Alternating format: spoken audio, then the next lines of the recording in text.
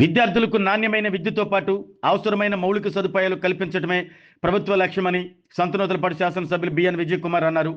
మద్దిపాడు మండలం బసవనపాలెం ZP high స్కూల్లో AP Midwest granite చెమ్కుర్తి వారి సౌజన్యంతో ఆర్ఓ వాటర్ ప్లాంట్, కంప్యూటర్లు మండవ బ్రదర్స్ ఆధ్వర్యంలో విద్యార్థులకు సైకిళ్లను ఎమ్మెల్యే చేతుల మీదుగా అందజేశారు. మద్దిపాడు మండలం బసవన్నపాలెం జెడ్పీ హై స్కూల్లో విద్యార్థుల సంక్షేమం కోసం ఏర్పాటు చేసిన ఆర్ఓ వాటర్ ప్లాంట్ను ప్రారంభించి పాఠశాలకు కంప్యూటర్లను, విద్యార్థులకు సైకిళ్లను ఎమ్మెల్యే బిఎన్ విజయ్ కుమార్ పంపిణీ చేశారు. ఈ సందర్భంగా విద్యార్థులతో ముచ్చటించిన ఎమ్మెల్యే చదువుతో పాటు సాంకేతిక పరిజ్ఞానాన్ని అందిపుచ్చుకుని ఉన్నత లక్ష్యాలను సాధించాలని సూచించారు. ఆర్ఓ వాటర్ ప్లాంట్ ద్వారా విద్యార్థులకు స్వచ్ఛమైన తాగునీరు అందుబాటులోకి వస్తుందని, కంప్యూటర్లతో డిజిటల్ విద్యకు మరింత ఊతం లభిస్తుందని తెలిపారు. అలాగే పంపిణీ చేసిన సైకిళ్లు గ్రామీణ ప్రాంత విద్యార్థుల విద్యాభ్యాసాన్ని మరింత సులభతరం చేస్తాయని పేర్కొన్నారు. విద్య కోసం సేవా కార్యక్రమాలు చేపడుతున్న దాతలను ఎమ్మెల్యే ప్రత్యేకంగా అభినందించారు.